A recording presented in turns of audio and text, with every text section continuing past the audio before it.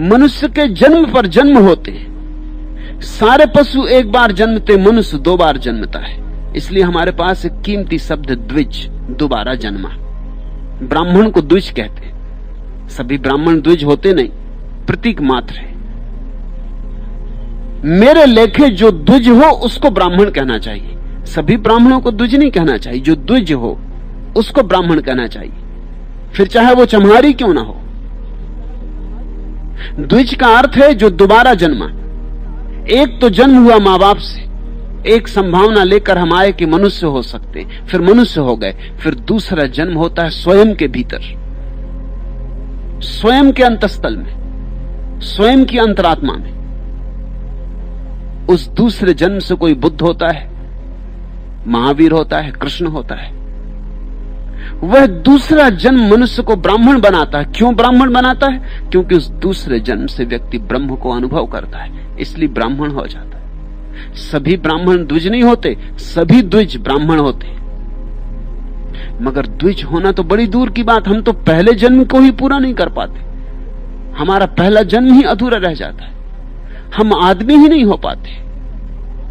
Diogenes जिंदगी भर एक लालटेन लिए घूमता रहा, दिन हो कि रात, भरे सूरज की दोपहरी में भी लालटेन लिए रहता था जलती, और कोई भी मिलता तो गौर से उसका चेहरा देखता, लालटेन उठा के।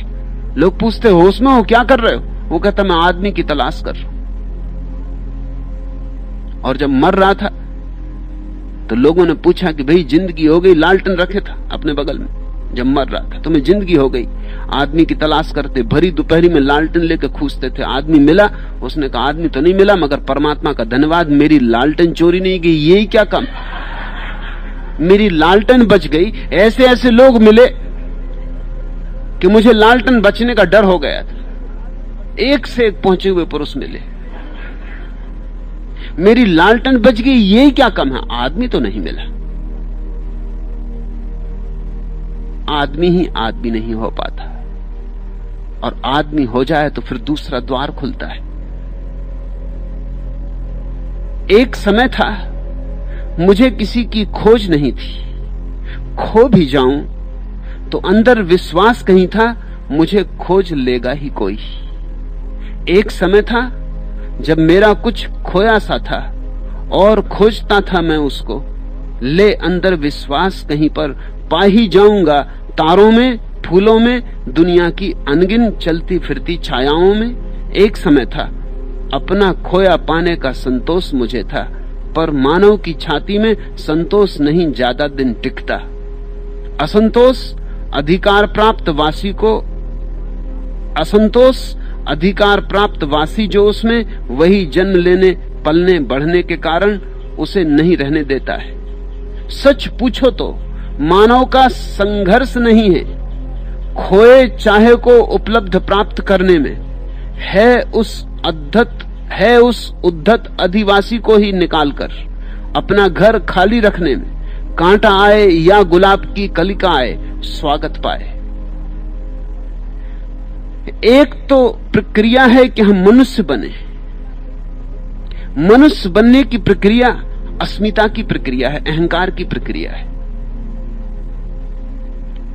फिर एक दूसरी प्रक्रिया है कि हम अहंकार से मुक्त हों, अहंकार के पार जाएं। और जो अहंकार के पास जाता है, सच पूछो तो मानव का संघर्ष नहीं है खोए चाहे को उपलब्ध प्राप्त करने में, है उस उद्धत अधिवासी को ही निकालकर अपना घर खाली रखने में। कांटा आए या गुलाब की कलिका आए, स्वागत पाए। फिर एक घड़ी आती जब तुम्हारे भीतर अहंकार छाप जमा के बैठ जाता है, उस अहंकार से मुक्त होना पड़ता है। ये बहुत उल्टी प्रक्रिया मालूम होगी। ऐसे ही जैसे तुम सीढ़ी से चढ़ के छत की तरफ जाते हो तो पहले सीढ़ी लगाते हो, सीढ़ी बनाते हो, फिर सीढ़ी पे चढ़ते हो, लेकिन फिर सीढ़ी पर ही बैठे नहीं रह जाते, नहीं तो छत पे कभी नहीं पहुंच पाओगे। छत पे पहुंचते हो तभी जब तुम सीढ़ी को छोड़ देते हो, सीढ़ी को पीछे छोड़ देते हो। और समझदारों ने तो कहा है कि सीढ़ी को गिरा देना ताकि लौटने का कोई उपाय ही न रह जाए, ताकि यात्रा आगे ही आगे हो। अहंकार एक सीढ़ी है, हम बच्चे को गरिमा सिखाते हैं उसकी अस्मिता की। हम उसे कहते हैं तू है, तू विशिष्ट है, अपने को संभाल, अपने को निखार, अपने गौरव गरिमा को बढ़ा, अपने को सिद्ध कर। फिर एक घड़ी आती है, हमें उससे कहना पड़ता है अब ये अहंकार खूब हो गया, ये महत्वाकांक्षा खूब हो गई, अब इसे छोड़, अब ये सीढ़ी गिरा दे, अब अपने को खाली कर, अब ये जो उद्धत अधिवासी भीतर बैठ गया है, ये जो अहंकार, इसको भी जाने दे, अब इसको विदा कर दे, अब शून्य हो जा। विरोधाभासी लगता है मार्ग कि पहले अहंकार को बनाना पड़ता है फिर उसको विदा करना पड़ता है, मगर यही मार्ग है। राह पर चलना होता है मंजिल पर पहुंचने के लिए, फिर मंजिल पर पहुंचने के लिए राह को छोड़ देना होता है। ऐसे ही आधी यात्रा मनुष्य बनने की और फिर आधी यात्रा मनुष्य से मुक्त होने की। जिस दिन तुम मनुष्य हो जाओगे धन्यभागी हो, क्योंकि आधी यात्रा पूरी हुई। अब मंदिर बहुत दूर नहीं, तो मंदिर के योग्य हो गए। अब दूसरी और भी कठिनतर चढ़ाई शुरू होगी, शिखर पर पहुंचने का अंतिम संघर्ष। अब मनुष्य को भी विदा कर देना होगा। अब तुम्हें सीखना होगा शून्य होना, कि मैं ना कुछ हूं। इसी को तो ध्यान कहते हैं, समाधि कहते हैं। अब तुम्हें निर्विचार होना होगा, निरअहंकार होना होगा, निर्विकार होना होगा। अब तुम्हें बिल्कुल मिट जाना होगा कि तुम बचो ही ना, और जिस घड़ी तुम बिल्कुल मिट जाओगे उसी घड़ी तुम पाओगे परमात्मा हो गए हो। इधर मिटे उधर हुए। ये अंतिम आहुति है जो मनुष्य को देनी पड़ती। यही मनुष्य का संघर्ष है। पहले मनुष्य बनो, फिर मनुष्य से मुक्त हो जाओ। मनुष्य के ऊपर बड़ा दायित्व है, क्योंकि मनुष्य पर परमात्मा ने बड़ा भरोसा किया है। सारे पशुओं को पूरा पूरा पैदा कर दिया है, क्योंकि भरोसा नहीं है कि वो अपने से ऊपर बढ़ पाएंगे। आदमी को खाली छोड़ दिया, स्वतंत्रता दी है, अवसर दिया है कि तू अपने को बना, निर्मित कर। इस अर्थ में मनुष्य को परमात्मा ने सृष्टा बनाया है कि तू अपना सृजन कर, और सृजन में आनंद है। और जो अपने को बना लेगा उसके आनंद की कोई सीमा नहीं है। थोड़ा सोचो तो, जब एक मां एक बच्चे को जन्म देती तो कैसी महिमा मंडित हो जाती, कैसी आभा झलकने लगती। जब तक स्त्री मां नहीं बनती तब तक उसमें एक आभा की कमी होती, तब तक स्त्री कली जैसी होती, फूल नहीं होती।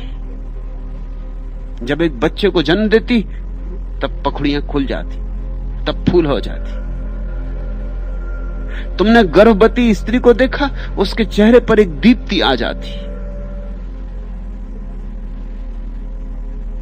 उसके भीतर एक नया जीवन उमग रहा है, एक नया प्राण, एक नया प्रारंभ।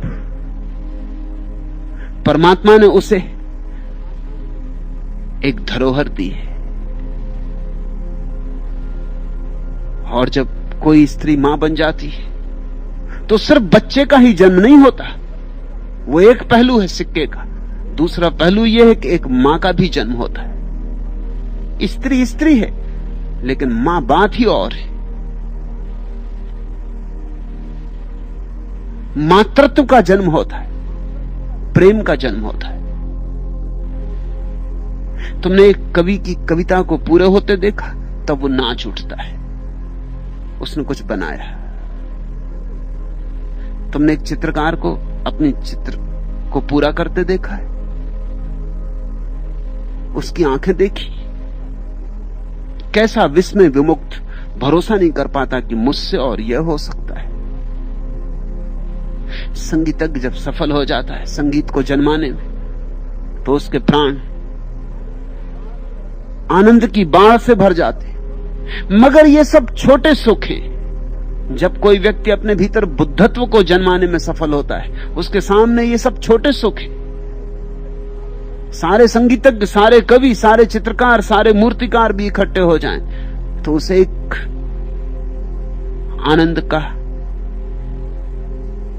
कोई तुलना नहीं हो सकती। सब इकट्ठे हो जाएं तो भी उस आनंद के सामने बूंद की तरह है, वह आनंद सागर की तरह है। अपने को सृजन करने का आनंद, अपने भीतर छिपी हुई संभावना को वास्तविक बना लेने का आनंद। सृजन का अर्थ क्या है? सृजन का अर्थ है जो अदृश्य है उसे दृश्य में लाना। अभी तक कविता नहीं थी जगत में और तुमने एक कविता बनाई, अदृश्य में थी, उसे खींच के दृश्य में लाए। शून्य में थी, उसे शब्द का परिधान दिया। अव्यक्त थी, उसे व्यक्त किया। एक मूर्तिकार ने मूर्ति बनाई, अभी पत्थर अनगढ़ पड़ा था, किसी ने सोचा भी न था कि इस पत्थर में कुछ हो सकता है। उसने छेनी उठाई और पत्थर में मूल्य आ गया और पत्थर में जीवन मालूम होने लगा। पत्थर से बुद्ध उठे कि मीरा उठी कि कृष्ण उठे, कि पत्थर में बांसुरी बजी, कि पत्थर में फूल खिले। जो अदृश्य था वो दृश्य हुआ। सबसे बड़ा अदृश्य कौन है? परमात्मा सबसे बड़ा अदृश्य। और जब तुम्हारे भीतर दृश्य हो जाता है तो सबसे बड़े सृजन की घटना घटती। मनुष्य का संघर्ष यही सृजन है। परमात्मा को जन्म देना है,